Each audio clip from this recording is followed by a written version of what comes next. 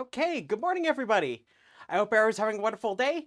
So, today we're going to be picking up kind of where we left off last time, but I'm going to kind of put it together with a couple of other things to transition into so-called asymptotic notations. So, I just kind of want to walk back for one moment, just to kind of remind people of what we're doing. So, when we're looking at solving a problem, we try to devise an algorithm that solves that problem. That means our algorithm takes as input each one of the problem instances, and it produces output. If it's correct every single time, we say the algorithm is correct. That's one aspect of an algorithm that we desire, an algorithm that is indeed correct. But another one is, of course, its efficiency in terms of complexity, the resources it uses. So I want to today kind of go through a bunch of stuff about asymptotic notation, but I really want to motivate why you might be interested in that and try to stitch it together with this intuition first. So I just want to first talk briefly about when you want to compare two algorithms.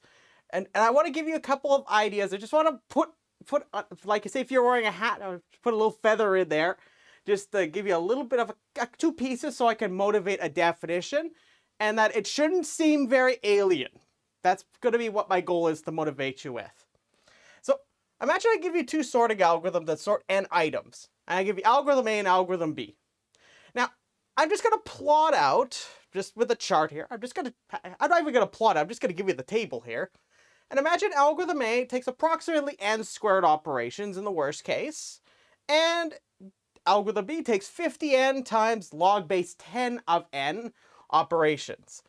So the first thing I want you to notice is that as the input size grows, the number of operations should indeed grow with it. At least with our two functions here. So recall when I do my worst case analysis, I derive a complexity function. And I use this to measure the number of operations that occur in that scenario, the worst case.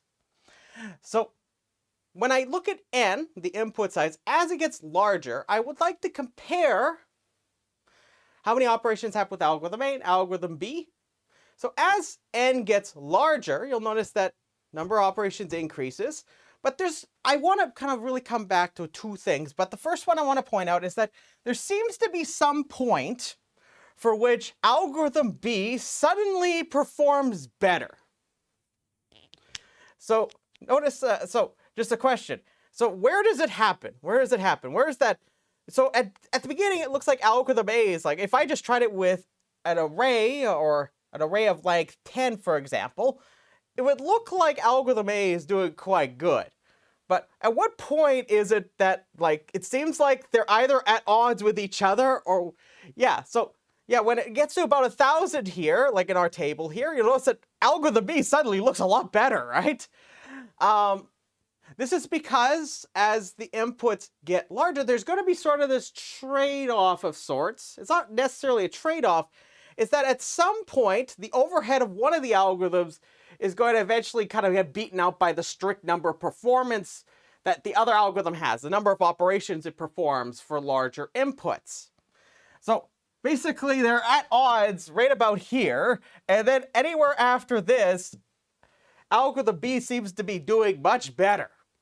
So there's kind of two things going on here. The first one is, now I want you to remind you, when I do a worst case analysis, I count up the total number of operations, and I may do this in a few different ways at least. So depending on how careful and clever you could be about it. You remember I told you that there's these constants that are associated with these primitive operations, right? So these primitive or elementary operations. So I told you, like if I do an addition, it takes some constant number of operations to perform that. So I want you to really keep that in the back of your mind, especially when I showed you last day, I briefly mentioned about how you can really think about if you have a bunch of operations that all take constant time, they're really just a constant number of constant time operations, right? So it's really just a constant of those constant number of operations. Likewise, there's going to be some point for larger and larger inputs, because remember, when we consider the sorting problem, we're considering all possible problem instances. These could be of any large finite size too, right? So like there will be in the sorting problem an instance that has a length of 100,000, right? Just like there will be one with 10 million elements in it. But the point is that I want to kind of connect these two things, that oftentimes with an algorithm there tends to be some overhead that may exist, or maybe one algorithm indeed does better for smaller inputs. For example, some of the most basic kind of sorting algorithms, even your friendly bubble sort, they do pretty good when the length of the array is not very big. But as the array gets larger and larger and larger, that sum becomes all of a sudden less apparent so. So I just really want you to just be aware of this phenomena, okay? Is that clear, everybody? So some algorithms for smaller inputs will perform better than other algorithms, but we're not really interested in it. We're interested in it for all n. But there's sort of this thing that happens very often where sometimes one algorithm does indeed perform quite well versus another one for smaller inputs. There's going to be some point where if I'm considering all the problem instances, there's going to be some size for which, if it indeed is one algorithm's more efficient than the other algorithm, there's going to be one of these, this cutoff point where it's going to all of a sudden switch. So I just want you to keep that in the back of your mind. Is that clear, everybody? So there's two things I really want you to keep in your mind. That when we're trying to measure the complexity of the algorithm, there's these constants, but at the same time, there's sort of this business going on with the input size. Because I'm going to kind of tangle these two things together. So that brings me to talking about asymptotics. So you probably have seen this in CS 210. I'm going to formalize on top of possibly what you've seen in 210. You may have even seen this. Just I'm going to be a little bit more formal about it. So how many of you have seen big O notation before? I'm pretty certain that you've been through 210. You will have had to have seen big O notation at some point. Yes, I see some thumbs. I see some thumbs. Okay. So what I'm going to do is I want to give you the definition of big O, a formal definition, but just a little bit of background. You might ask, Dan, why do we care about growth rates? So it's sort of in connection with what I described before. We care about when n gets big. So that's what the term asymptotics really comes from, as it gets large. But you're going to see how this connects up with algorithm analysis once I go through the definition. I'm going to try to motivate why this notation is very useful, and all the other notations as well. So just to also give you some perspective, if you've never heard this before, big O notation has its uses in other areas too. So for example, we don't just use it for analyzing the complexity of an algorithm. It's used all the time for counting things, counting discrete objects. So if you do interested in combinatorics, for example, people use big O notation there as well. We'll use it sometimes in that context as well when we try to count things. Just like when we count operations for an algorithm. Likewise, it pops up in analysis. So if you take a really tough analysis class, especially if it involves number theory, sometimes when you care about tendencies as inputs get large, sometimes this big O notation or some of these other asymptotic notations creep in. But I just feel like acknowledging that. The symbol, the O, that you may know for big O, this is also sometimes called Landau symbol. This is named after Edmund Landau from the early 1900s, who came up with this idea around that time for studying when n gets big. But it sort of evolved into its own use within computer science, popularized by people like Donald Knuth. So that being said, I'm going to give a definition here. So let's see here. And by the way, it's very important that you remember this definition. You'll see it a lot. You're going to do some stuff with it on the assignment. I'm going to expect you know this definition. So if it isn't going to click very easily, don't worry. I'm going to do plenty of examples today and maybe even next time. And I'm hoping to kind of, not literally, but figuratively beat it into your skull. So let me see. So here, let's give the definition, a definition for big O. So I'm going to let F and G be complexity functions.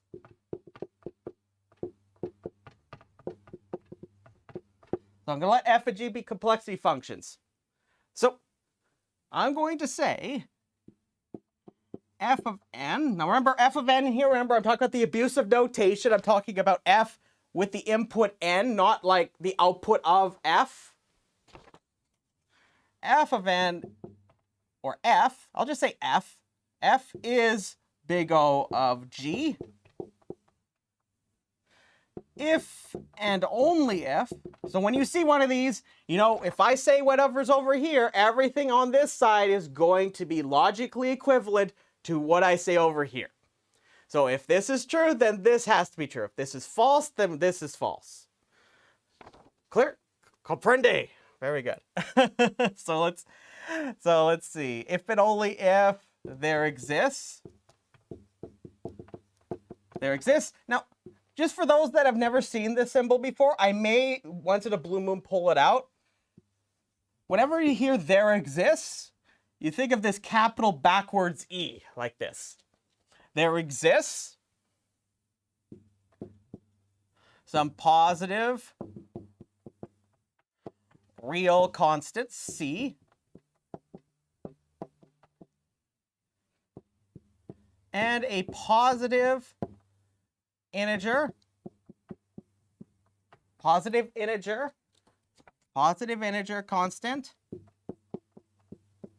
n0, such that for all, sometimes when you hear for all, sometimes people will write this upside down capital A, that means for all n greater than or equal to n0, the following inequality has to hold.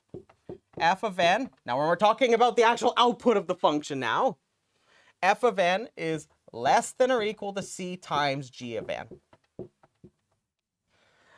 So that's the formal definition of big O.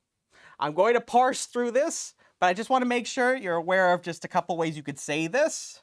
So often when you read this, you should see f is big O of g. You may also say f is of order g. Some say that. I don't say this much, but I know some people like to say that. I personally don't, but I like to make sure you're aware of these things. F is of order g. Sometimes also people will say f is in big O of g. That's another way you could say this. This one I will use very often.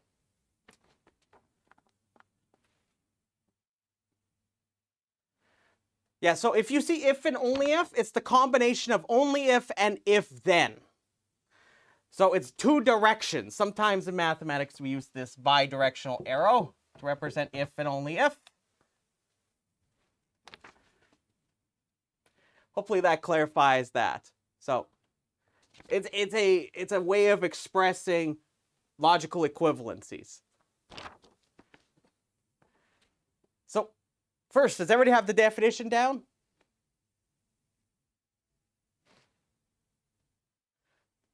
Remember, don't be shy.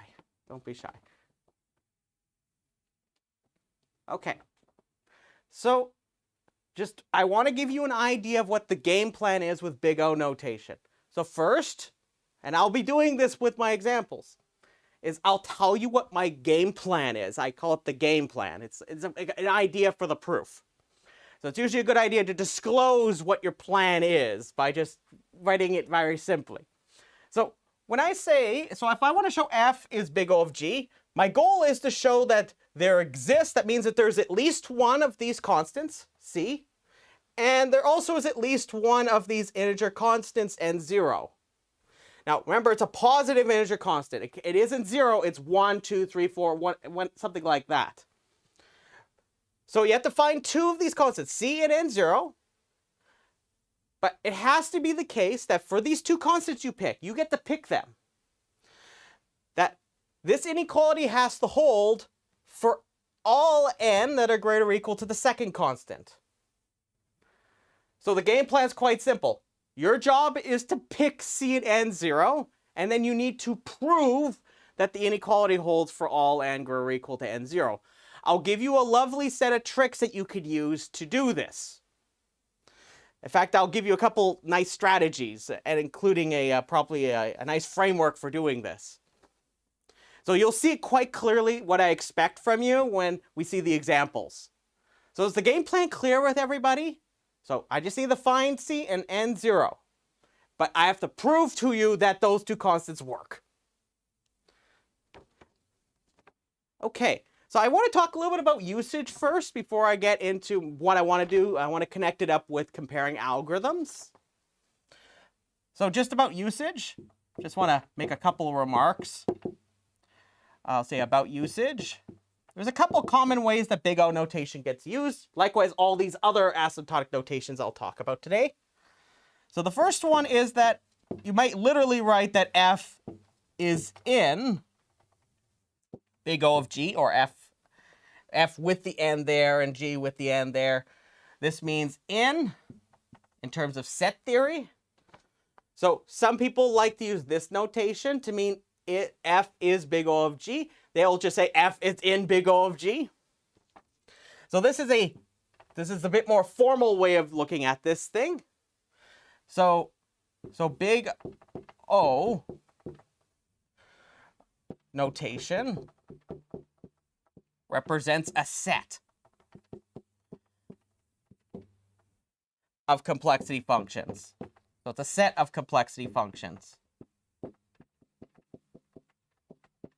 So that's the first thing I really want you to be aware of, is that when you see big O of a thing, big O of that thing is actually a set of complexity functions. Which ones? Well, I can write this definition in a set theoretic way to describe it as so. So I could write big O of G is equal to the set that consists of functions F such that there exists C, which is a positive real number. So C is a positive real number. So this fancy Blackboard R, I think I've used it before already. So I'm just saying C is a positive real number, and 0 is a positive integer.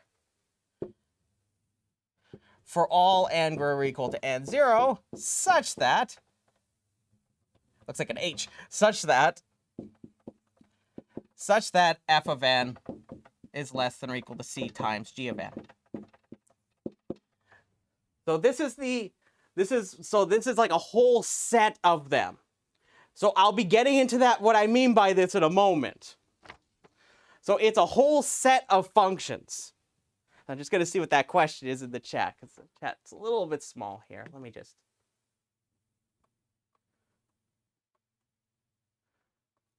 Yeah, so just to clarify, so it says big O notation represents a set of complexity functions. So hopefully that helps. Just want to clarify that for everybody. Yeah, I just got to make sure I get the chat back in the right spot here. Okay. Okay, good. There we go. There we go. Okay. So that's the first intuition I want you to have when it comes to big O. We'll see an example of what I mean by this in a moment. And you'll see how quite naturally it captures things with algorithm analysis. So the other intuition, and this is one you may or may not have seen, this is, I would argue, kind of more the practical way of looking at big O notation, other than thinking about it in sets. Keep in mind, both are quite practical in the way you could think about them. But I would argue that if you're just wanting to use the notation, this is what I would consider the kind of the use case version. Because whenever you have to relate two big O notation symbols like that, you have to use set theoretic notation, which isn't quite as pretty if you're just doing on-the-scratch notes about things. So another way is you could, of course, write it this way. So if I write F like this. So now I must stress that you may or may not have seen this convention before. A lot of computer scientists like this convention. This equal sign here is not an equal sign. It means is, just like what I wrote up over here.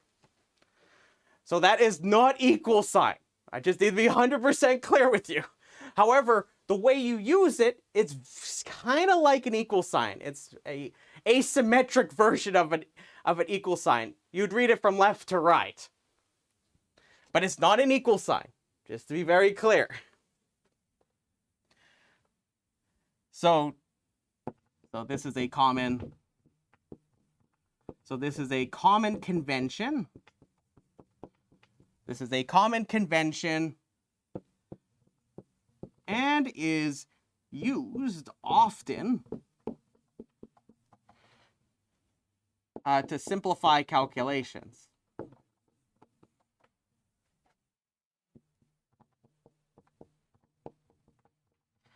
And I must be clear, you have to read it left to right.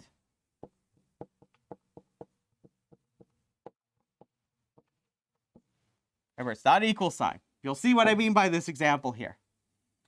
So I'm just going to give you an example of using it.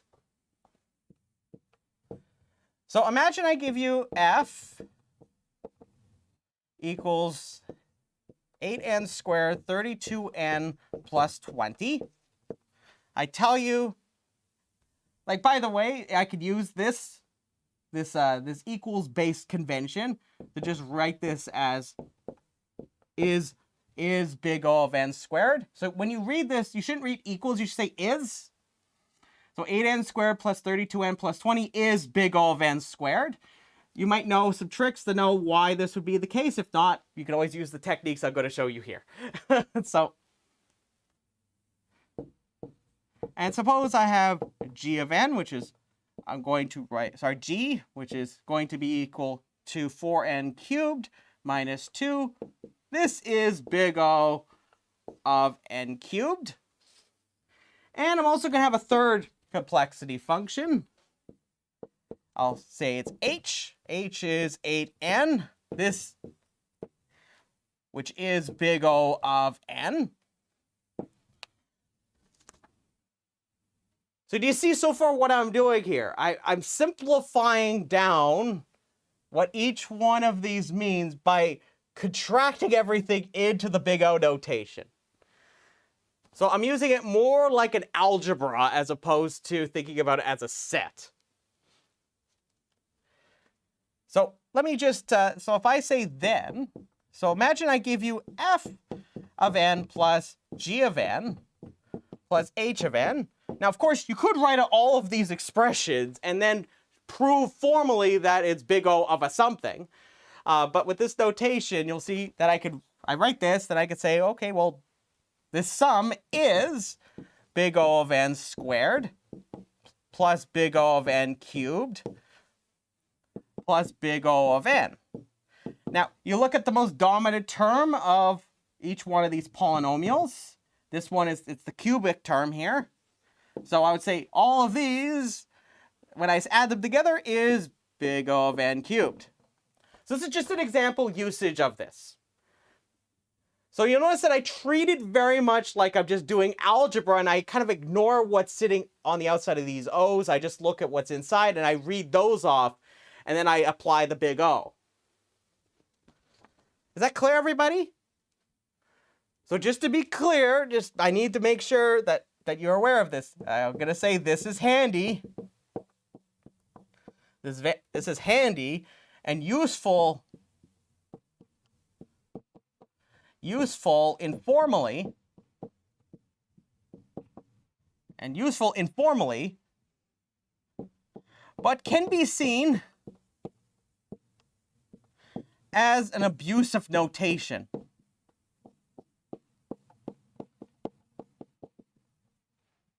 Why? Because we're kind of overriding. So this is overriding equals.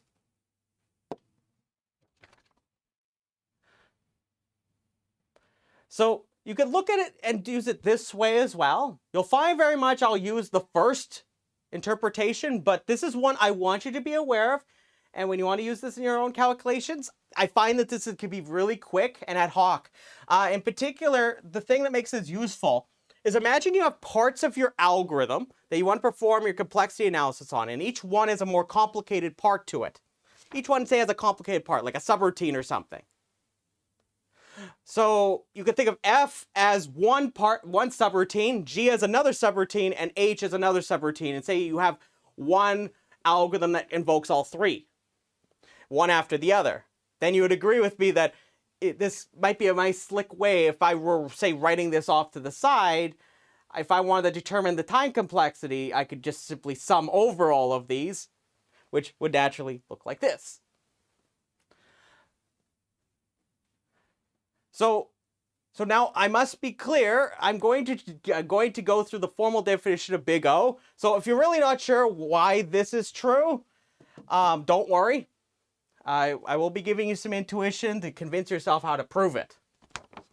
So note that I'm only looking at the most dominant term among these three when just ignore that these O's are here. And you got to look at it in terms of trying to prove big O claims again.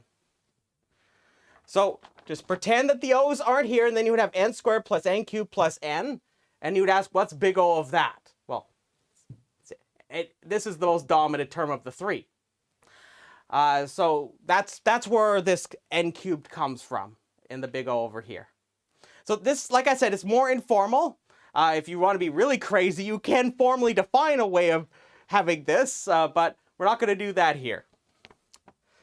So is that clear, everybody? So these are two common usages. You'll find very often I'll adopt the first one, but the second one you'll find is pretty useful and handy when you want to just do some calculations. Okay, so now I want to kind of connect things together. For some intuition, so that's the end of that. For some intuition, why asymptotics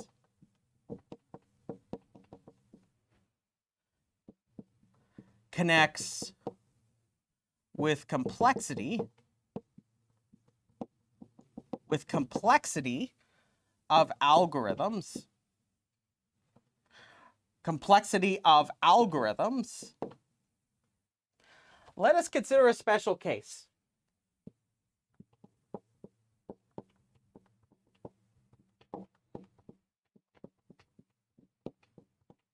A special case of the search problem.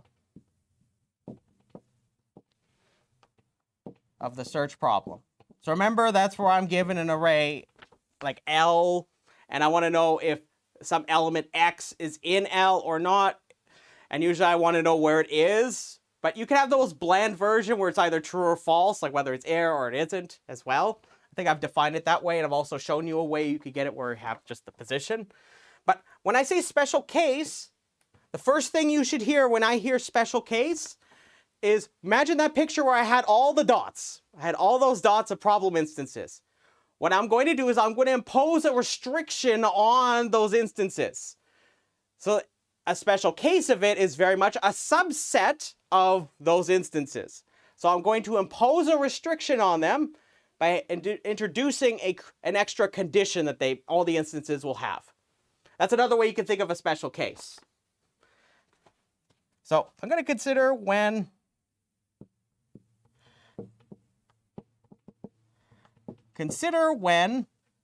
L is sorted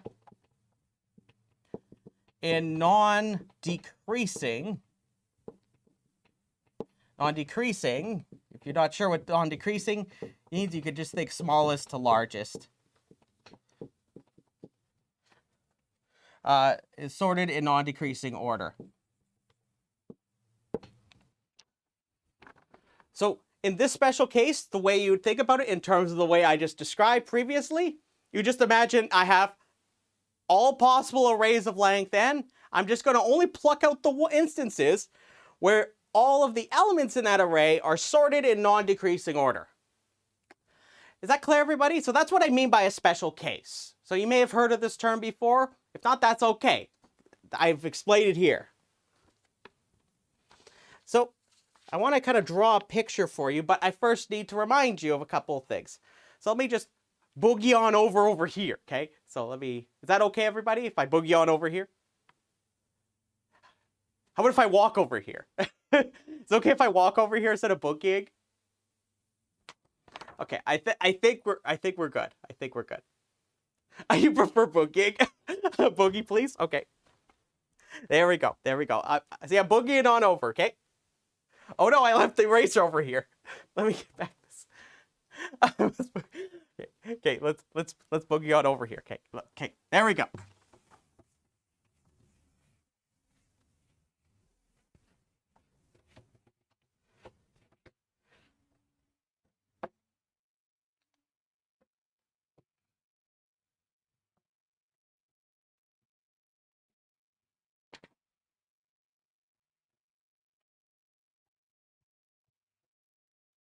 Okay. Side lunges. Okay. So there are two algorithms that solve this problem. Solve this problem. Can somebody tell me two algorithms that solve this problem? We talked about one of them. I know the other one came up earlier on when we were discussing things. So tell me in the chat. Tell me in the chat. So I heard binary search and linear search. Those are exactly the two I'm looking for.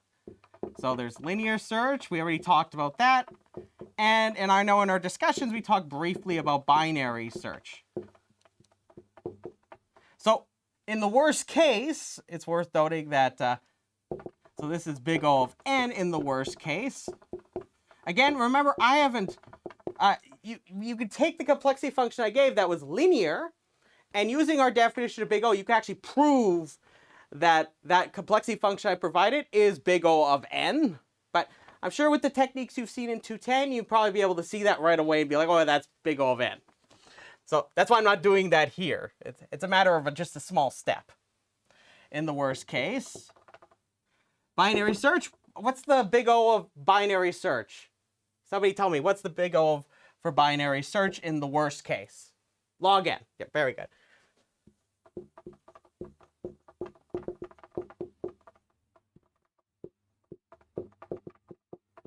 Okay. So through the framework I had talked about before, the process is quite simple. I do case-based analysis and identify a scenario. And then what I do is I derive a complexity function. And suppose I derive the complexity function where I count up all those operations and say the one I get for linear search, I call this one T1 of n. And say I do the same thing with binary search. I could call that T2 of n, like this. So imagine I have this process where now I have two complexity functions that I have, and I want to ask, okay, well, which algorithm is more efficient than the other one? So what we could do is we could compare the two sets, this one and that one. So if I have, suppose I have this picture here.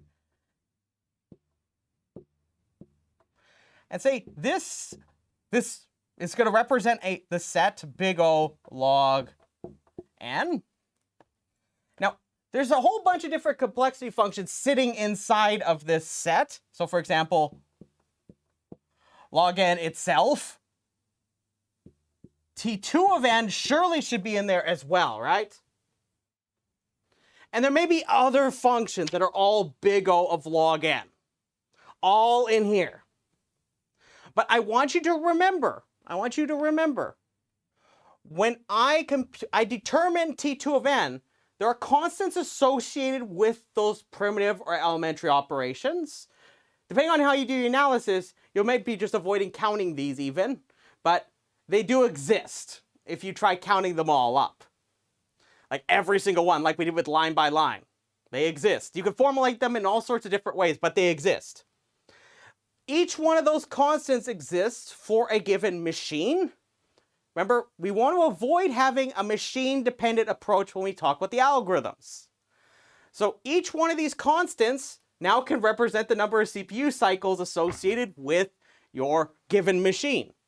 But remember, all possible constants that could exist for any function that's big O of log n is going to be in here. So when I talk about this, and then what I do is I compare it against big O of n, which could consist of complexity functions like n. It may have T1 of n in here. And there may be other ones, like n plus 1, for example. You'll notice that this is strictly a subset of the one sitting on the outside. Does everybody see that? So it means that every one of these functions is strictly going to be in here. These guys are not inside this smaller circle. So just to kind of really put everything together for you, set big O of log n contains complexity functions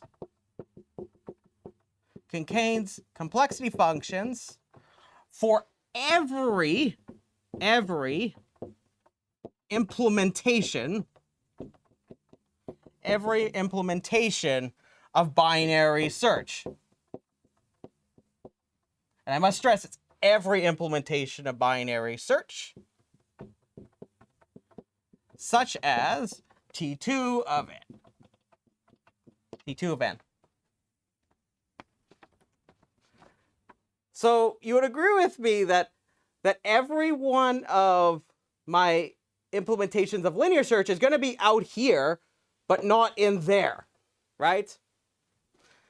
So how can I conclude that one algorithm is more efficient than the other? I look at my lovely diagram, and I can clearly see that none of these are inside of there, right?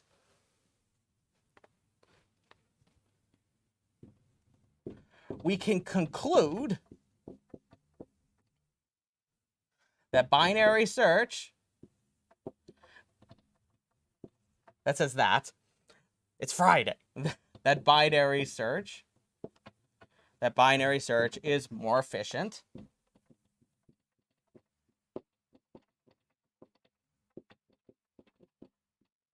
than linear search. And of course, when I say that, I mean it in the worst case. Does everybody see this? So remember, the whole idea, remember the process. I have an algorithm. I perform some case-based analysis. I derive a complexity function where I count up all the number of operations. I may do this in a variety of different ways if I want to cut some corners, as long as I do it carefully and correctly. There's a lot of different ways you could do that, like the ones I mentioned in the notes. You then look at that and you ask, okay, well, what does it belong to in terms of big O, or other asymptotic notations I'll talk about? And then you could simply compare them, like they're sets of functions. But you'll notice quite quickly that when you look at our big O definition, there was really two parts. There was two parts, and that's why I want to kind of bring this back together. Is remember, there's those two constants, C and N0, right?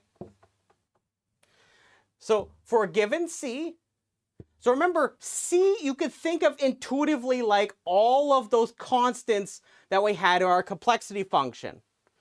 So that's one way you can intuitively think of C. And N0 is like what I described at the beginning of this lecture, where one algorithm for a sufficiently large n will be where they have potentially a part where one function dominates the other function. So those things together intuitively connect up with a picture that looks like this. Does that make sense to everybody? So that's one way you can think about big O notation in terms of the worst case analysis. So it kind of puts everything together and why you would care about this. That's one way you could think about it. Another way, you may have heard of this motivation before, is that when you care about how the algorithm scales. So when I mean scales, I mean that as the input gets larger, I would only care about the inputs, not necessarily things that are independent of the input. That's another way you can think about it. I really like this way of thinking about it because it connects up problems with the efficiency of algorithms, and it talks about this machine-independent approach. But there's a few different ways you can interpret big O. This is one I particularly like, and I want to show it to you because I find that depending on who's teaching this kind of class, you may not see this. And I find that this intuition helps really remember that definition. So is this okay with everybody?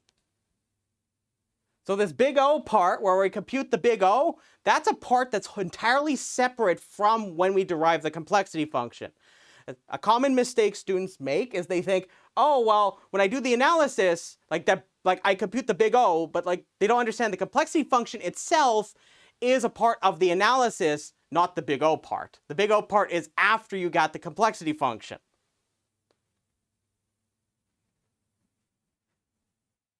Are we all okay with this? Because I want to start talking about a few other asymptotic notations, and we'll have whatever time we have left, we'll start doing some examples. Okay, I see thumbs up. Okay, so let's I want to kind of knock out some more definitions, and we'll be, with whatever time we have left, plus probably next lecture, we'll be seeing plenty of examples. So if you're looking at the assignment, you're like, Dan, when are you going to start talking about this? This is now. And next class.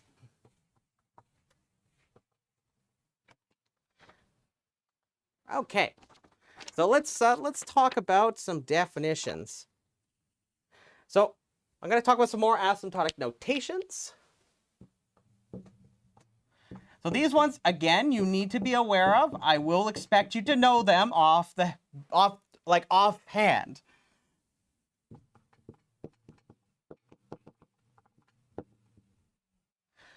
So the first one I want to talk about, and you may or may not have heard this before, but first I'm just going to say let F and G be complexity functions. That says B, by the way. It's sort of melted there.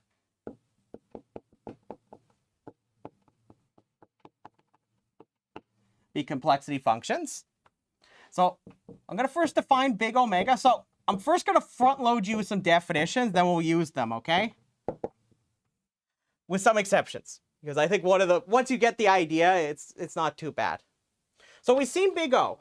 The intuition with big O is you got to think about like one way you can think about it is an asymptotic upper bound. So the algorithm will run no worse than big O of this. Big omega is going to be the complement of this. It's going to be that the algorithm runs at least this. So I'm going to say F is big omega of G, if and only if, I'm going to abbreviate if and only if with IFF, or I'll use the double arrows like I mentioned previously. Now, you're going to notice this definition is going to look almost identical to the other one. That's no coincidence. I'm going to give you an intuition of how you can use this quite quickly once you're familiar with big O. So if and only if there exists constants C, which is a positive real number, and N0, which is a positive integer, so that for all n greater or equal to N0, f of n is greater or equal to C times G of n.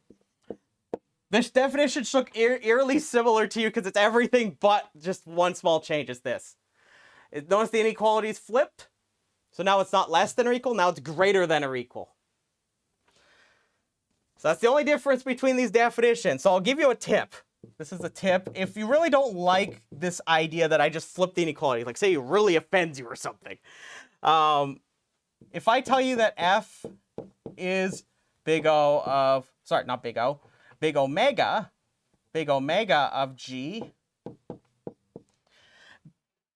This is true if and only if, there's a double arrow for if and only if, right there. If and only if G is big O of F. So you can go between the two by switching, just switch the two functions around. You might ask, Dan, how is that possible? Really think about it. If you imagine you flip these two functions around, what you could do is you could divide C on both sides of this inequality. And you end up with another constant on the other side of the inequality. But what is that? You just flipped the definition. I'll let you think about that. Just think about it a little bit. And hopefully it'll click after you see some examples. Okay, next I'm going to talk about big theta. So you may have seen big theta before. You may not have, that's okay. So oftentimes when I write big O, I'll very often actually mean big theta, because usually when I design do my analysis, I try to not make it so that the analysis is what we call loose. It's as opposed to it's tight typically, meaning that I don't try to overestimate the running time. I try to count the operations as they are.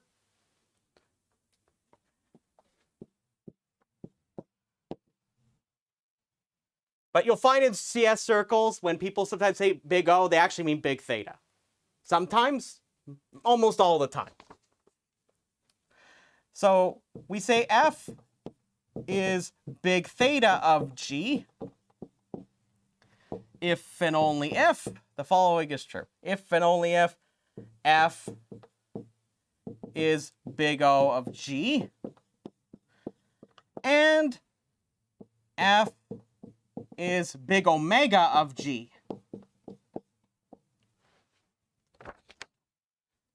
So notice that all I've done is I've sort of stacked like Lego bricks the two notations. So now notice that if you think about big omega as at least, you'll see that big theta is smack dab in between, like a sandwich, like a peanut butter and jam sandwich. So you think of the big O just like up here, big omega down here. Big theta is your tight order. So it's not at least, it's not at most, it's both at the same time. So just as a remark, I want to also define two others. I'm going to define what is called little o. So it's a little o, not a capital O, hence its name.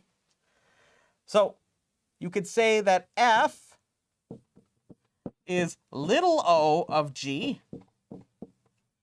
if and only if F is big O of G and F is not, it's not big theta of G. So notice that I've added this extra rule here. So to be little o means that it's big O, but it's not big theta. So just as a quick example, just to mention, so for example, if I told you, okay, n squared, if I said n squared is in big O of n cubed, you'd say, yeah, Dan, that's true, that's true. But it's also little o of n cubed. Because notice that this is now, you can think of it like a strictly less than as opposed to a less than or equals. So in contrast, if I switch this over to n cubed right here, it would not be little o of n cubed. Why? Because n cubed is big theta of n cubed. So likewise, you can also define so-called little omega. So it's just a lowercase omega. So I could say F is little omega of G if and only if F is big omega of G and is not, and F is not big theta of G. So it's just the complement of that. So notice that now instead of thinking of it like less than, you can think of it as greater than. Think of it like Pac-Man, just versus the greater than or equal, which would be big omega. So you just simply flip these two around and you get the same kind of idea. So are we okay with these definitions? So I want you to think about these definitions. I'll include in the notes a few examples that I'm going to be doing next time, just if you really want to work ahead. Say on the assignment, I'll put some of my examples in there along with one property I'm going to prove next time. So when we come back next time, we're going to do a buttload of examples of playing around with these asymptotic notations. So are we all good with that? So my big task for you is obviously look at the assignment, but obviously get yourself cozy with these definitions because we're going to play around with them and prove some claims with them. Okay, I think we're all good. 2 thumbs up, perfect. Awesome. So that being said, I want to say thank you very much and have yourself a beautiful day. I'll see you later and have a good weekend. Have a good weekend too. So let me just